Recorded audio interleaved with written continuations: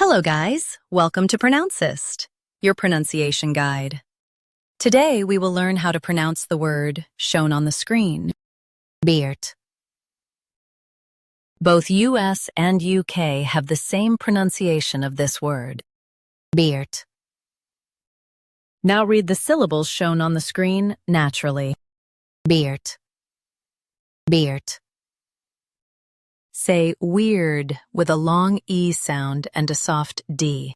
Beard, beard. Say weird with a long E sound and a soft D. Beard, beard. Say weird with a long E sound and a soft D. Beard, beard. Practice repeatedly and you'll soon be able to say this word perfectly. The best way to practice is to repeat the syllable multiple times. The meaning of the word is strange or unusual. Try repeating this word several times to improve your pronunciation.